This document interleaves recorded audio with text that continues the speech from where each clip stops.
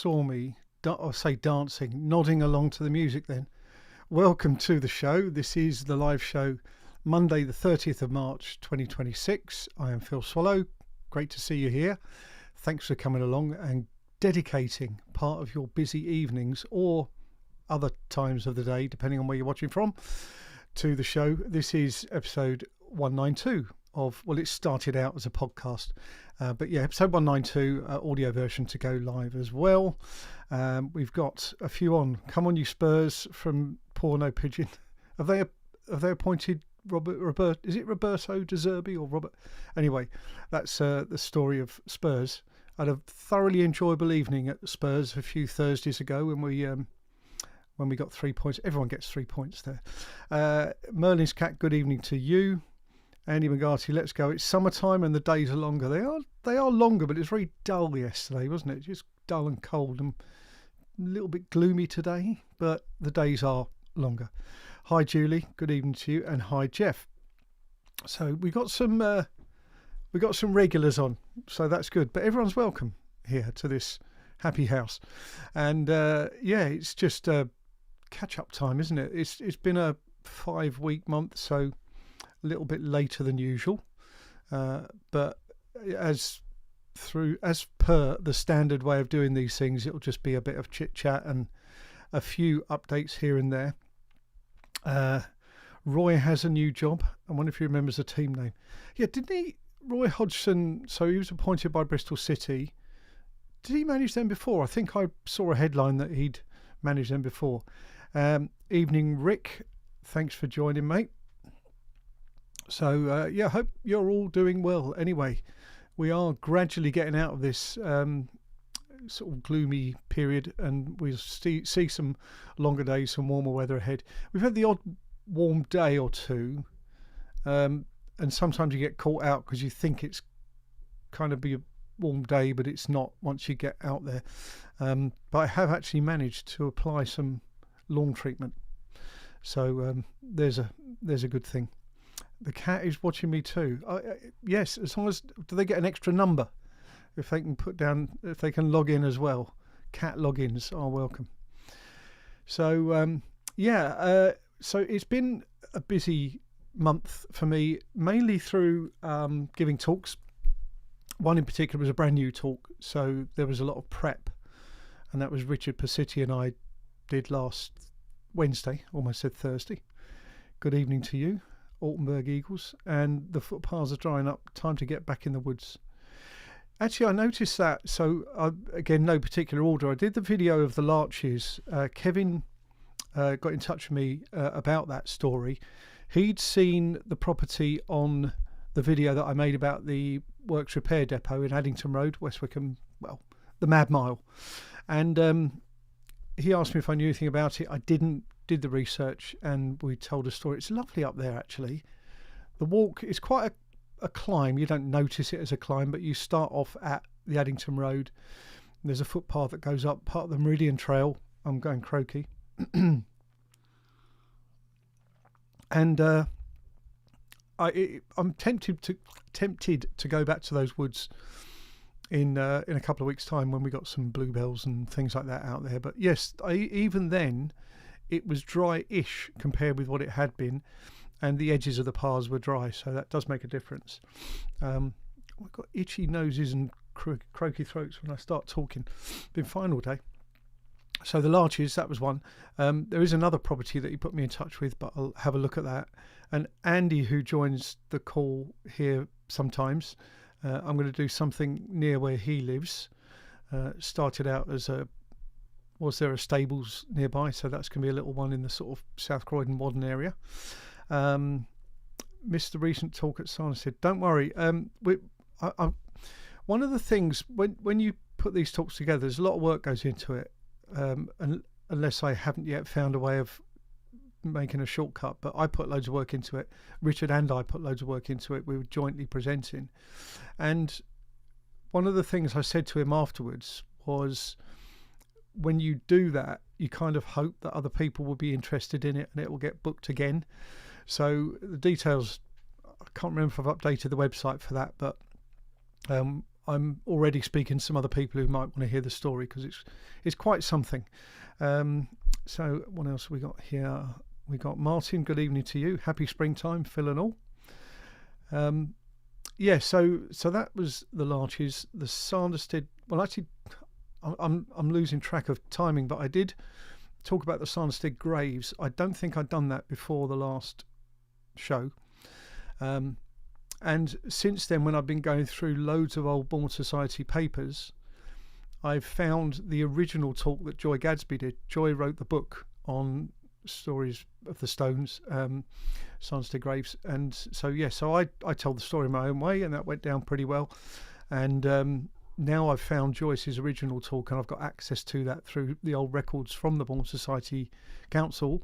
I might actually bring in some more of her kind of elements into that story. So quite fascinating, actually, when you start. These graveyards are pretty big places, certainly the Sanderstead one, where you've got by the church and over the road. And I just picked, 5-6 stories, dug into them, looked at newspaper headlines, all that sort of stuff. The one that probably got me, I won't give too much away, but Harry Weekman, the golfer, is buried in Sanderstead churchyard over the road. In the book that I based the talk on, there's not much about Harry Weekman. But his career was amazing. So I found some footage on YouTube that I was able to incorporate in the talk. He was a Ryder Cup player who beat Sam Snead, which is no mean feat. But yeah, he moved up to, he lived in various houses in the Sanderstead area, and he moved up to Kingswood Lodge. So if you know Kingswood Lane, and you know where the stables are, which was Hamsey Green Airfield, if you carry along where the road is unmade, eventually it goes down to Selsdon. Kingswood Lodge is a listed building on the right hand side, very large building. So Harry lived there in 1972. He sadly passed away in a car crash. His Rolls Royce that was being driven, he was a passenger, but yeah, the car was not as well maintained as it should have been.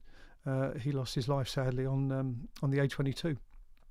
So I brought all that story out, and that was just one example. There's a lot to tell from there. So that was good. I did a talk for Caterham. It's Caterham Baptist Church Senior Moments group that meet on, I think it's every other Friday or once a month or something.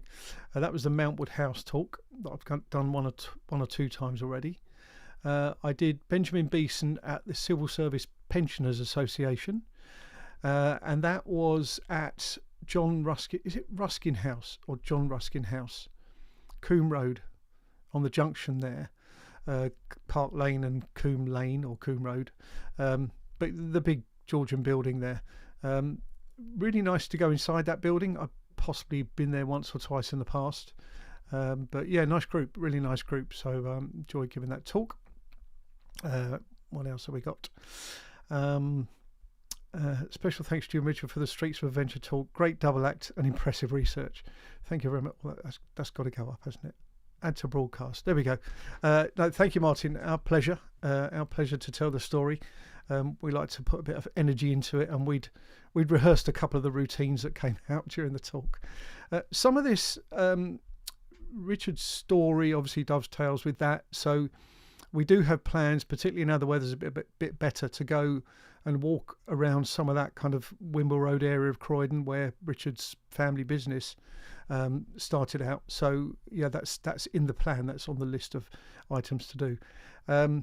Nothing yet, Rick, I'm afraid, on US Army Rangers using the cliffs behind Purley train station.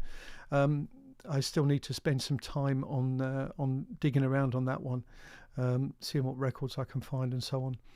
Some of the things was that, you know, they didn't always publicise these manoeuvres. You sort of almost only knew through people's observations. But that was something that I need to pay some attention to. One thing I did find out, I keep being given boxes of old CDs. There was one the other day, and it was quarter-inch and the larger, not quarter-inch, the two types of floppy disk. Loads of them in boxes, no use anymore. But you know, the sort of larger size and the smaller size. But in amongst that box were some oral histories that had been taken by the Bourne Society. And in one of them, I played a couple of them just on the computer as I was uploading them so that they're kind of protected and backed up. And in one of them, it was an interview from a lady. The interview was done in 1957, and the lady was born in 1864. And it was quite incredible to hear her voice. Now, I haven't worked out or agreed with the council at the Bourne Society what to do with those yet. It could be that we can have a link or publish them in some maybe podcast under the auspices of the Bourne Society, but I feel they should be heard. The other one that I played also was a guy who lived at one of the lodges at Marden Park, and I found his records. He was living there in 1907, and he just talks about life at the time there, and that was only about half an hour. So these oral histories can be quite something, hearing the actual voice of those people that have long gone, over 100 years in some cases. But it's just, quite something. Not 100 years, but almost. Right, what have we got? Ruskin House wasn't at the Labour Party place. Yes, I'm not sure that it's an official headquarters. There was some talk about this. Some people say they don't like going there because of its connections. I think that it was a venue for meetings rather than a headquarters, if I've got that right. But lovely building. I mean, it probably needs a bit of attention now. Most old buildings do. But it really, it's a lovely looking building from the outside. And got nice panels and that sort of thing inside. I think it's used for all sorts of things. We were just in one, it was a lounge area just to the left as you go in the main door. And just did my talk to a few people in there. Very nice indeed. I had some. Well, I met the lady who booked me. There's no parking there at all, and so she lives just along one of the roads off Park Lane. She said, "Well, you can park on my drive," and then she helped me wheel the stuff over. But I waited for her just beforehand in a wonderful house.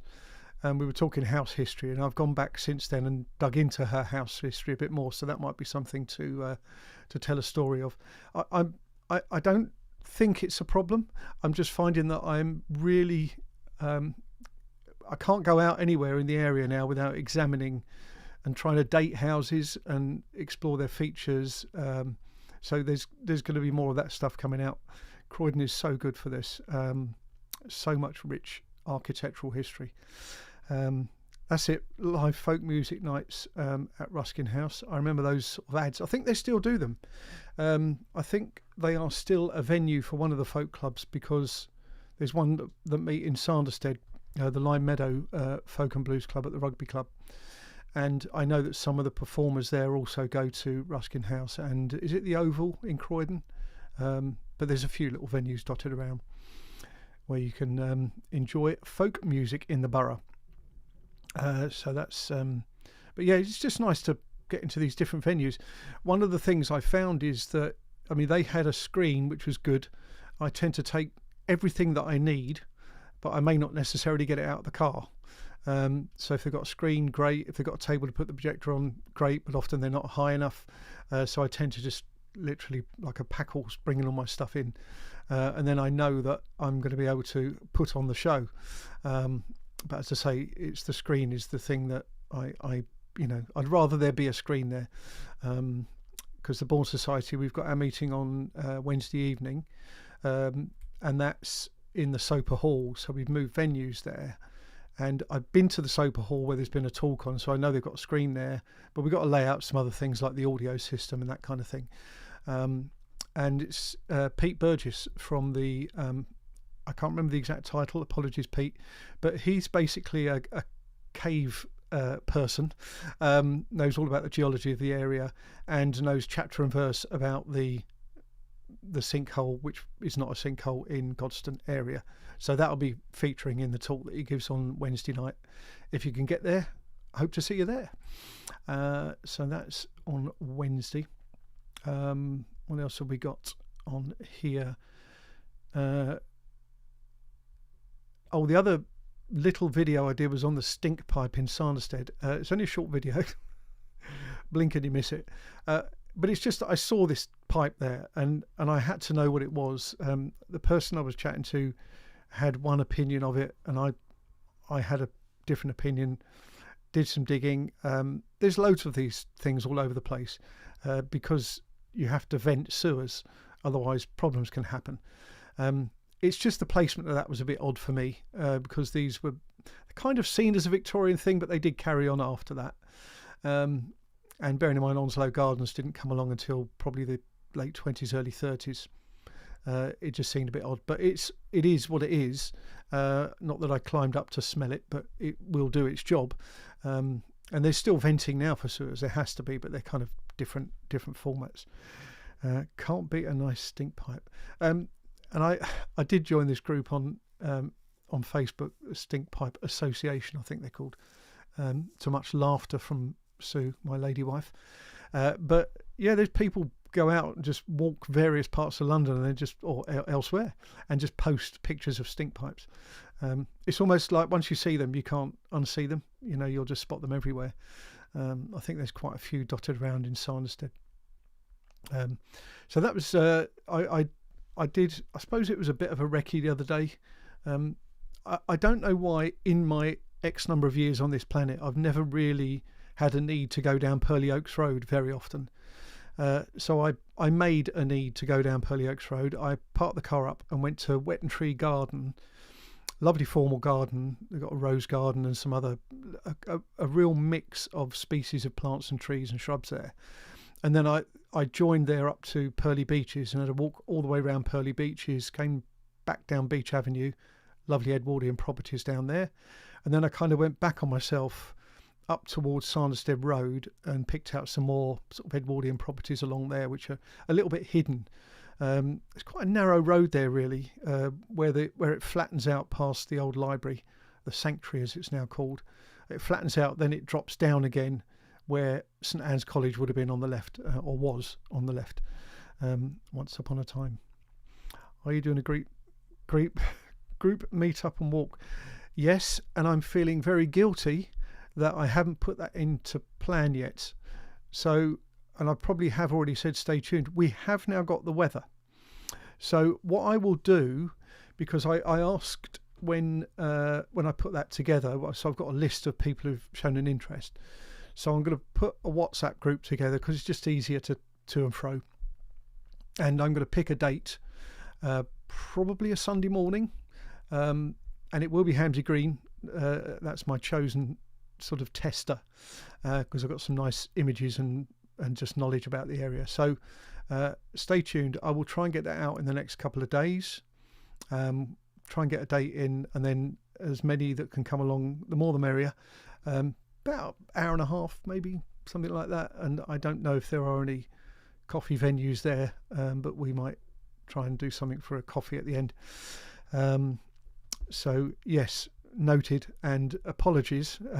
It's been one of those things where I felt that I literally didn't have time to actually even schedule it in and get it in as a placeholder, but I feel I can do that now.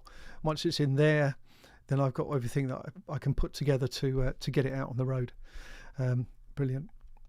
So we got never noticed stink pipes before. Have a look, you'll start to see them, and again you won't then unsee them. They're all over the place. So best friend used to live in Purley Oaks Road. I know the beaches well. Yeah, as I say, I knew that there was a thing called Purley Beaches. There were some people playing tennis in the really nice tennis court actually up the top, a couple of courts, and then just walked around the woods and saw a jay. Sue and I've got this app BirdX on the phone where you can spot birds and count them and compete against one another. Although when we go out and about, so if we take a drive up the B269, the road between Wallingham and Botley, you see all sorts of red kites and various other things there, and massive kind of flocks of different birds and pheasants. Pheasants are doing that wandering in the road kind of thing at the moment. And I'm driving the car, so I can't actually put that I've spotted them at that time unless I gamed it a bit, but I don't like to do that. So Purley Oaks, forward to it. walking, retired, follow in the car. Ha ha ha ha. That said, Jeff, I mean, with these walks, I think I mentioned before, the idea is that they're on pavements. They're accessible from that perspective. So even I was thinking on the Hamsey Green one that there's some interesting spots and old photos that I can make reference to in the core part of Hamsey Green. But I thought if we wander down Kingswood Lane and point out like the site of the airfield, we don't need to go beyond that. We're not going to go left into the woods or down Kingswood Lane that I mentioned earlier where Kingswood Lodge is. I mean, if it's really dry and if the group feel like it and we've got reasonable shoes on, we can do it. But I'm not saying this is going to be like a hike. I'm not going to repeat some of the walks that I've filmed in the past where I've climbed from the sort of level of the A25 all the way up to the top of Woldingham, or climb Jacob's Ladder, or all those sort of things. I mean, never say never. If there's an appetite to do those and to get the old cardio going, then maybe we'll do that. Might need a first aider to come along. Let's have a look. Right. So Linda's doing a talk at Soper Hall on the 25th of April. Right. That date rings a bell in my diary. On the evening, check East Surrey Museum for details and booking. Sure to be interested. I will do that, Martin. Do you know... 22nd of April. I've corrected my notes already. I think that I heard from one of the guys in the Bourne Society that Linda had a new talk about women's role in wartime and stuff like that. I think that was the title. So I don't know, would it be that or would it be her Kenley story and stories? Anyway, I can have a look on the website, and that's Linda's brilliant. She just at ease presents her information in a really engaging way. Yeah, good. 22nd of April, date for your diaries if you're in the area. So I mentioned Bourne Society, CNHSS have events from time to time. 15th of April, Brian Thomas talking about the birds, connection to what I just said, in the region. Brian's written a book, Birds of the Bourne, a very, very good book. It's been reprinted about 2 or 3 times. And I'll be there for that evening running the audio and visual. Yeah, I'm doing all the tech that night. Just Googled them. Well. Julie, so you need to see my 2-minute 45 video about that specific one. And yes, stink pipes. Or they're probably called something else more polite, but they're stink pipes. Let's not beat about the bush. It's one of the other things that I've mentioned before and has been a factor is in real life is my dear old mum. She's had some continuing health challenges. So, and really, despite whatever intentions I have in a typical day, week, whatever, I do have to kind of drop things sometimes to do things for mum. She had to go to Oxted Health Centre for a echocardiogram last Monday, and a shout out to Croydon Prestige Taxis. So I was able to get her in the wheelchair and in the taxi and go down for that to be done. And when the write-up came from the doctor, there's like 13 conditions that mum has listed, bless her. So she does incredibly well with that sort of burden. But yeah, so it sometimes it can be something that I just don't anticipate, and it'll just wipe out at least a day, if not longer. Plus, it's always up here as well. So yes, mum. Continue to do what I can to help her lot at the moment. So I'm editing a video at the moment that will go live maybe Wednesday on a Victorian property that you wouldn't necessarily notice it, but I've got some nice old photos from Victorian times that will be included as part of the editing together of that video. So that's I'm about halfway through the edit, give or take.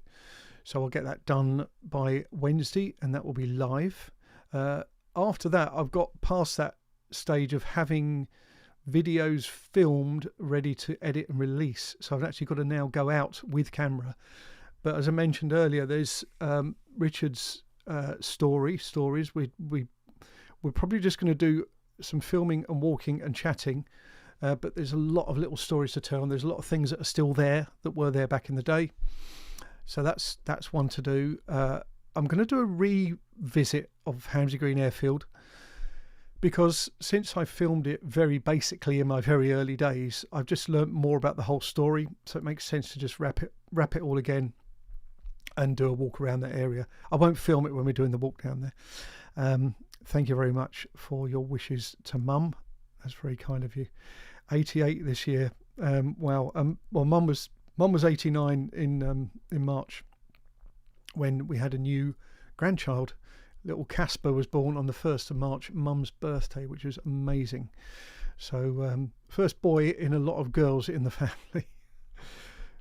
Boy power. But no, he's a lovely lad. So looking forward to seeing him again soon, certainly over the Easter period. Yeah. So I don't know how people manage it. There's some people who just put out 2 or 3 videos a week, and all power to you if you can manage to do that. Mine, perhaps I do a lot of other stuff. Maybe I don't say over research, but I like to know the story completely before I even think of going out there wandering around with a camera. So I've got my own way of working, and hopefully there's a kind of theme or style, brand, whatever you might want to call it, within that. So I tend to not go for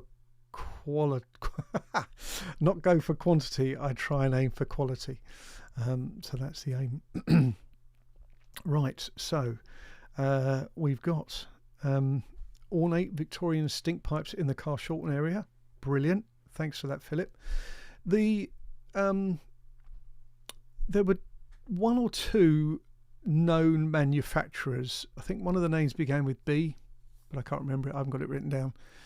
And often you will see that name on the pipe.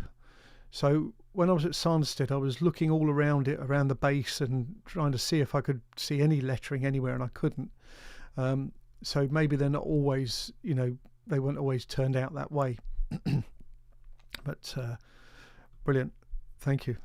A vote of thanks for that. Yeah, I mean, it's just the way I am, really. I like to just sort of get all that detail together. I think once you get the skills of both filming it and editing it, you feel you can put it across how you want to put it across. It's your piece of work, or my piece of work.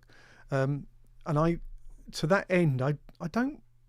There's a few regulars that I watch, but I don't watch many other creators. Partly because of time, but partly because I just want to make sure I'm not tempted to deviate from my stuff, if that makes sense. The one at Sanderstead does indeed need a lick of paint, although I quite like that patina effect on there. Numbers at the top of the pipe. Yes, in my notes I've got 275 Addiscombe Road. I wondered if I'd spotted something, and then I spent some time today going over so that you don't have to, going over the planning portal on the Croydon planning website. And that was because I saw something. You can do a notification on the planning portal where you've got an address or postcode, whatever, that you're interested in, and you can save alerts or be notified of alerts for that address. I think they call it tracking it or something like that. So when I did this research into 275 Addiscombe Road, the dentist property, I registered for alerts, and I got one through saying that this planning permission had been refused. Confusion, because the whole of this story was because they'd got planning permission to demolish the building. Well, it turns out that they had 2 planning applications in, from what I can work out. One was for 9 flats, 9 units in that plot, and the other was for 19 units. And it was basically the 9 that got approved, the 19 that got refused. 19 on that site. Well, they obviously they list the reasons for why they turned it down, but yeah, I mean, it's most of the comments have been supportive on there. There's one or two that you know, everyone has an opinion, don't they? But for me, I want to see those buildings protected wherever possible, and that's why it was kind of a pleasure in a way to do the one that's going to come out this week, because it's been repurposed quite differently to what you might think, but it's still there. So I like the fact that you can still see the building that was there. When you look at a map, a then and now kind of thing, you've still got that reference point. What's behind it has changed a lot. Don't want to give too many spoilers away, but stay tuned for when that goes live. So it's, yeah. But yeah, Sanderstead, I'm Edwardian property is certainly taking my eye at the moment, and trying to date some of those properties along Limpsfield Road from sort of the Hillsmead Way area. So opposite there, you've got some Victorian properties from, I think they were 1860s, something like that. Would have been there the same time as the police station further up. But there's, on the Hillsmead Way side, there's some houses that have got these very long, low-hung roofs that go down to like first floor level, which was a feature of Edwardian properties, but I don't think they were built strictly in the Edwardian era. I think they're probably 1920s, and the reason I say that is because the 1930s style was very much a style of its own. The 1930s semi-detached house, the mock Tudor gables. I mean, those timber frame gables have been around for a while. But yeah, it's just that styling has really sort of taken my eye. There might be an opportunity coming up through a contact on another piece of work that I'm working on for the centenary of Selsdon Residents Association. There might be an opportunity to visit an Edwardian house, someone who's been doing the history of it. So I'm really looking forward to that. If it's where I think, I already know when it was built, but we can compare notes when we get there. But I find this stuff fascinating. It makes you look at things, look at your surroundings in a very different light when you realise how we populated that landscape. There was obviously a demand, there was space available, but you've got other things like building booms post-war and all that sort of stuff.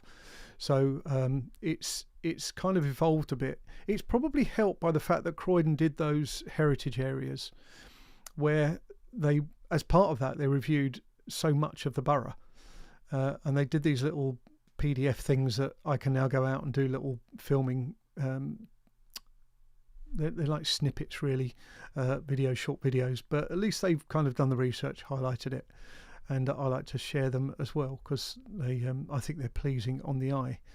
So yeah, it's really good to. It's an education, really. I'm learning about all these. I'm not involved in construction, never have been, but I suppose I'm sort of paring back, looking at what we got there today, many of which have been adapted, maybe some solar panels or something added on. Most will have changed windows from what they were, but it's just, I find it very interesting, and that's certainly going to be a theme going forward. Also, the other day when I was out in the car, I thought, I haven't done a country walk for a while, a proper going out in the country and exploring. And I know I covered a lot of ground for areas that I knew, but there's still some others. So if anyone knows of any pre-written trails, because I know that you get a lot of these, some local authorities or parishes, parish groups or friends groups might do a trail with like a loop or something like that. So if you know of any in the area, please let me know and I'll pop out there and film them.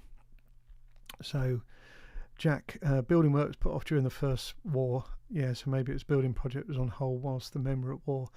I think so. And I think this is the thing, because we had, the Victorian style was very much unmistakable, really. But the Edwardian, there was obviously a period where it evolved. It didn't kind of stop the moment Queen Victoria passed away and then, right, we're now all going to pull down our buildings that are half constructed and make them Edwardian style. But So you see some that were on the cusp and had identity from the two eras. But yeah, as soon as 1914 came, off to war. But it seems that picked up fairly quickly. I think probably by mid to late 20s, building was going quite strongly again. After the Second World War, there was a shortage of materials for quite some time, and we had rationing into 51 was it?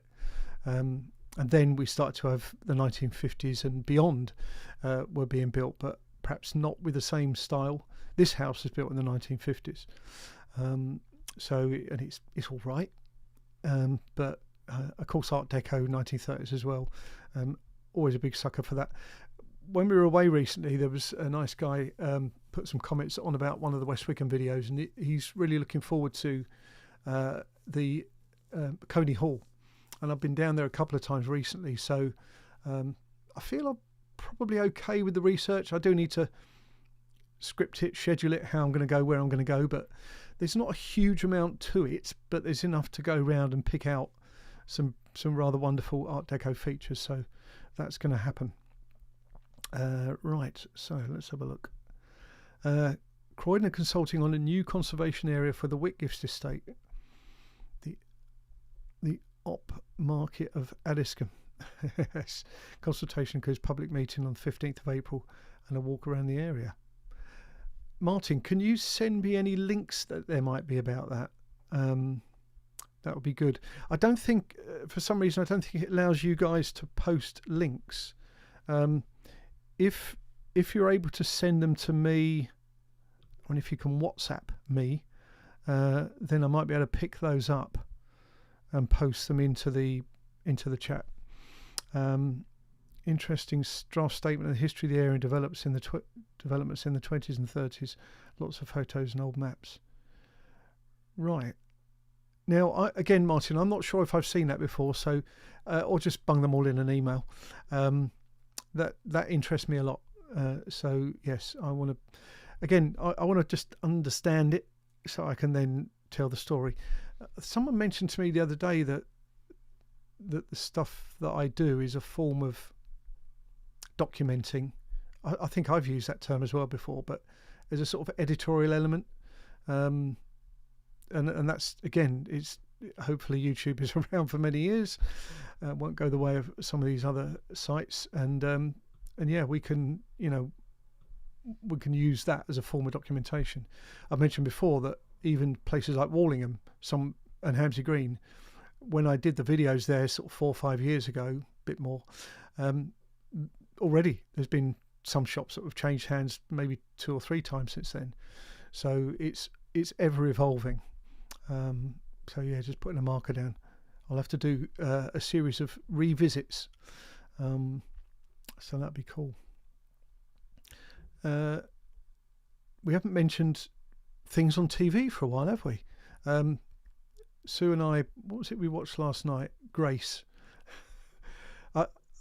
I did say that's borderline comedy, but for a team of 2 or 3 policemen, they've got an incredible amount of resources to pore over CCTV footage in record time, and interview suspects and get forensic results and DNA results and so on and so forth. But it's quite entertaining, and the fact that within 2 hours you get the result. But because that was on, we recorded the capture, which is something that's been quite amusing. So we'll be watching that later. There's still some good drama out there if you know where to look, and you don't have to lose so much money subscribing. So yeah, interested to hear if there's any recommendations. I like the old Scandi crime drama thing. We found one of those on iPlayer the other day. Capture's great. Yep, it's good. It's good. And I think sometimes where I fall down is that I often say that would never happen. But I think they know that with this particular show, and it's meant to kind of mess with your head a little bit as to what could be happening out there now or could be happening in the near future. So yeah, that's good. A good one to watch. Good recommendation. What else have we got on my little list? I think I've covered most of the things I was going to cover. barring anyone throwing in a conversation piece, a suggestion or recommendation.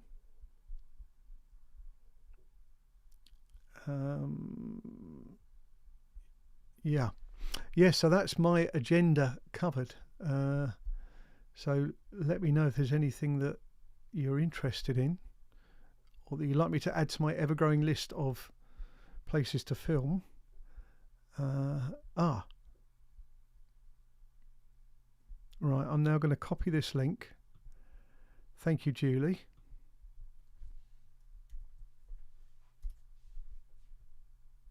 And Martin sent me an email. I don't know if it's the same. Let's have a look at this. Real time, Whitgift Estate. Copy link. This won't mean anything if you're on the audio version. I am currently copying and pasting links into the chat. So you should be able to go online and see those. I think the chat takes a few hours to appear, and hopefully the links will work and not just disappear somewhere in the process. But thanks for that. I will have a look at those later.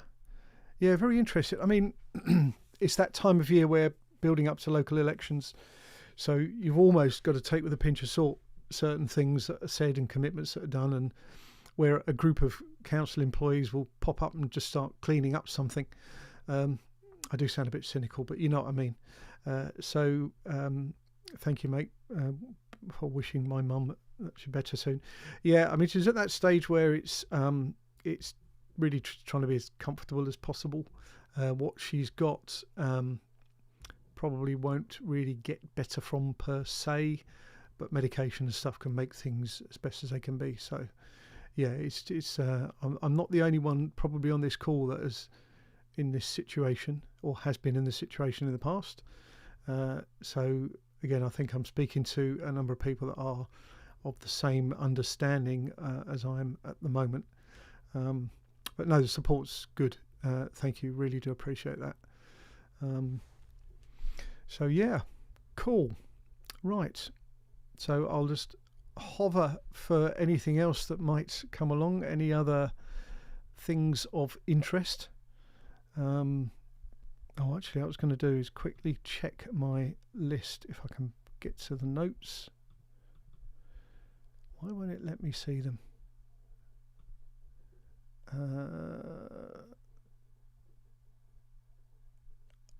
It won't let me see my notes app. So I'm going to try again. This means not. Here we go. And my filming plan. Fairchild. We did this once on here. Fairchild's Estate or Fairchild's House. That shouldn't take long. But I never did get there, so I'll have to do that. Military College and East India Company, Addiscombe. So I'm conscious I've done quite a bit in Addiscombe. And I had some emails the other day about the properties in that area, the stories. That's also covered by the heritage information on the council website. So that's going to happen. That's going to feature. Some cemetery stuff I've talked about. Caulsdon, I still owe Caulsdon. Some Wandle stuff has been talked about. I think most things are kind of with me in terms of they're up here if nowhere else. And I think I haven't fully worked out how I'm going to do the Sanderstead centenary. I'm doing a talk at the AGM in May, so any Sanderstead residents, get yourself along there and say hello. So I'm doing a talk about the 100 years of the Sanderstead Residents Association, and I'll be giving a talk and have a chat afterwards because they're doing some drinks and things after that. And then I'll do a video at some point. I haven't quite worked out the ins and outs of that. I'm going to go back to Marden Park, possibly some South Norwood stuff still. Loads. Purley Downs Road was mentioned. I could do a loop, actually. This was mentioned. Sanderstead Hill, Purley Oaks Road, maybe go up Beach Avenue, back round past the house that was involved in that Andrew Scott film, all that kind of stuff. Home European matches. Yes, I have been to all the home European matches, Andy, and they said today that all tickets have been sold for the Fiorentina game in a couple of weeks, which is great. They've not sold out any of the other games yet. They've been close, but they're not sold out. And I've not been to any of the away games. I've not been anywhere near getting tickets for the away games because I don't have enough loyalty points, which is a bit of a shame because I wouldn't have minded the Fiorentina one. But yes. How can we let this go without talking about Selsdon Park Hotel? Brought out by another hotel group, and there's to be an auction of furniture, the last lot's furniture and fittings. Now, I went to the Selsdon Residents AGM last week. Roger Packham from the Bourne Society was doing a talk, and I was the tech person, so we were both there, obviously. And they had a change of order of events because the meeting opened with James Routledge from BH Group standing up and talking for about 15-20 minutes about Selsdon Park, because his group are about, well, now 3 weeks or 3.5 weeks away from, fingers crossed, completing the purchase of Selsdon Park. Now, it was very interesting, very open, very honest. The first thing he said was, no, this isn't going to be a home for migrants. There's going to be no housing built on there. Sadly for me, they're not going to open the golf course up again, but it's going to be a classy hotel. I think he said 176 rooms. I think he said 5 suites, paddle courts. The Lido's going to be open. They're going to have some development of the equestrian area, but I got the impression they're going to sublet that or do something. And you won't just be able to roam over there walking your dog. He said, well, you'll be able to do it, but you'll have to pay. But they are going to, the area that's nearest Kingswood would be sort of open-ish. But he said part of the problem is that they've never really monetized how to use that properly. The last group, Birch, it was this weird model where you had to pay X amount per month just to even turn up there. But this is going to be more of a hotel. They're going to have a restaurant. They want people to go and use the facilities there. It's one of the things that they said is that previous owners of Selsdon Park never really did the basics right. They tend to do things that cosmetically look good and applied branding and a lick of paint here and there, a bit of decoration here and there. But, you know, they never replaced the windows that they were losing heat through. They never built an efficient heating system. So they're working on all those core things that are not cheap to do. But he said once you've done that, you're controlling your annual costs. It makes perfect sense. Then you can think about, well, how can we, you know, develop the site, develop the space. And I think, as you say, Julie, I hope it works out. I really do hope for them. He was really honest guy. They've got, if you look up him or them, BH Group, they've got hotels all around the country. I think St Ives was mentioned, 2 up in Windermere, the Burlington Hotel in Eastbourne, which is that massive hotel on the seafront. And a really decent guy. He came across really well, but also it's a commercial thing. He was making it clear that there's a need to be commercial. And he was talking about how people say, well, will it be a 4 or 5 star hotel? And, you know, he said, you don't really have 1 and 2 stars. So you sort of 3 is your sort of start point. They're going to be above 3 if they're going to put it any, you know, if they were forced to giving it a star. Above 3, they're not going to be quite at the very luxury end, although, I don't know, maybe the suites themselves might be. But no, I mean, for me, probably the most overriding thing that I found was really, really positive in what he said is that they're really keen to tell the story of that whole estate. The history is really important to them. Now, the actual history of what you see at Selsdon is about 100 years, 102 years now. Because in 1924, when, I've forgotten his name, Sanderstead, Sanderstead family came in and bought the site and developed it, it was made to look older than it was. It was a neo-Jacobean finish on there. Now, don't get me wrong, the building itself, there's core elements of the building that are long covered by plaster and whatever that do go back to the origins of the main house. But there's not enough that you can see today that related to Selsdon as it was then.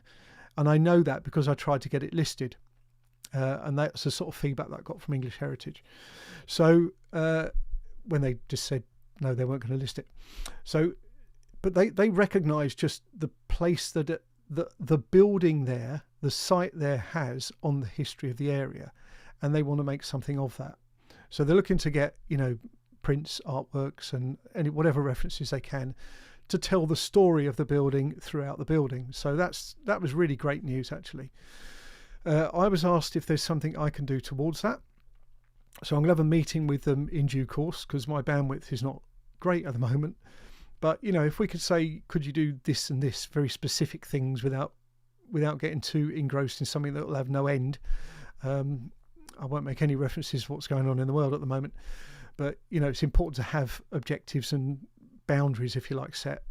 Then it would be nice if there's something I can do, if there's a bit of value I can add, a bit of storytelling I can add, then I'm happy to do that. So, yeah.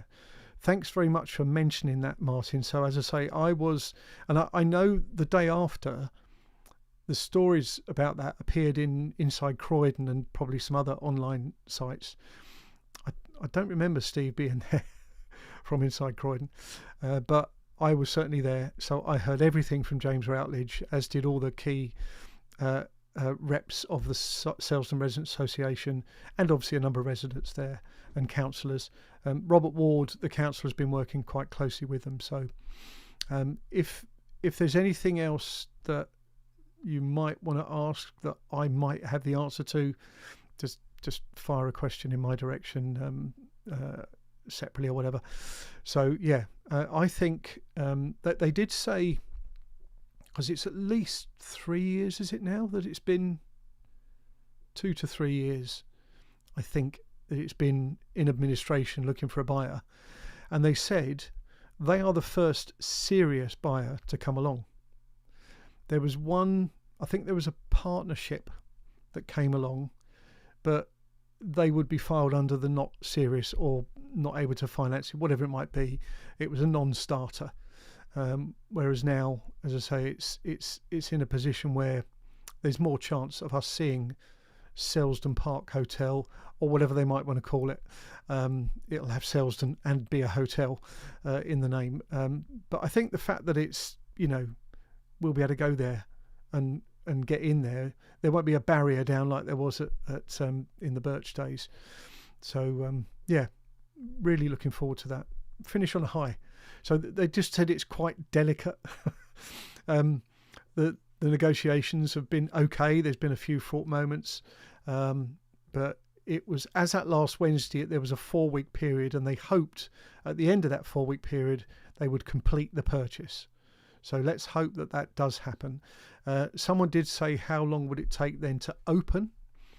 And he said the planners who they've been working with suggested it would take 12 to 13 months to do the necessary upgrades, renovations, real infrastructure stuff like I was talking earlier, replacing every window. And actually that resonated with me. I remember seeing reviews on TripAdvisor for Selsdon Park where people were saying that all the windows were shut and the air was still getting into they really did have a problem. I mean, it could be that some of those windows were old Crystal or similar windows and might have some value, but that's probably for another day. So yeah, it was noted that Selsdon had issues, and they want to deal with that. So I'm wishing them every ounce of positivity that they get past this 3.5 week period, they sign on the dotted line, then they can start to move forward. They did say that they've had issues with local kids breaking in. They've had, what did he say their security team was? 4 ex-Gurkhas, dogs, 19 at least security cameras on 24 hours a day, 7 days a week, and still people get in purely to just cause damage. So he actually appealed. He said, if you've got kids or of kids, just tell them wherever they go, just don't go there. you know, they want to control their costs and control the outcome that they're trying to achieve. So right, let's have a look. Is it true? I heard that the England team of '66 came out of there towards London on World Cup Day. I don't know about the England World Cup team. It was a venue for FA Cup teams for a few years there in the 70s. Never understood it, because they would have left Selsdon and then gone through traffic from basically Selsdon into Croydon on the way to Wembley. How they ever got there in time, I'll never know. But yes, that was a venue for the FA Cup teams. Not both teams, just one of the teams. Also, I think the Ryder Cup team, the US Ryder Cup team, stayed there in '79 when the Ryder Cup matches were at Walton Heath in Surrey.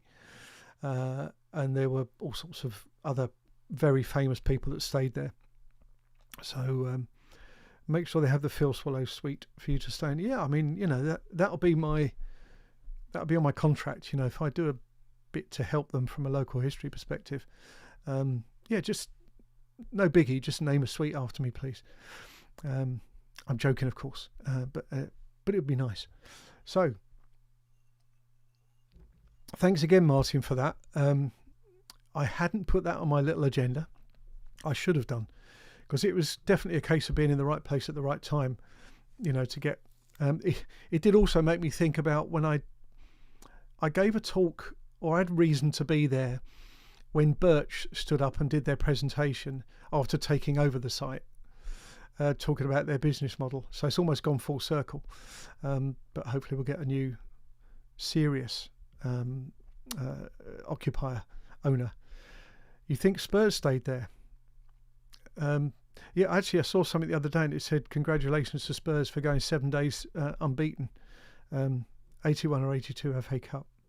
Ricky Villa Cup final, I think that was against Man City. Tommy Hutchinson own goal. Anyway, if you know, you know. So cool. Thank you for everyone. That's I think that's a wrap. As I say, we're just about on the hour.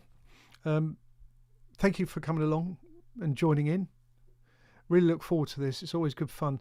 I've got my actions to take down about walks and the US Rangers at the cliff behind Purley Rail Station. So that will be given due attention. So yeah, I really do appreciate it. And I'm going to type in my sometimes remembered thanks to... Oh, I always do something wrong. Thanks to you all. There we go. And it's there. Good. Ricky is still running. Nice one. Yeah, so all the best to you. Look after yourselves. Thanks for best wishes to my mum. I'm going to pass those on to her. She'll appreciate that. Look after yourselves. And I'll see you in the next one.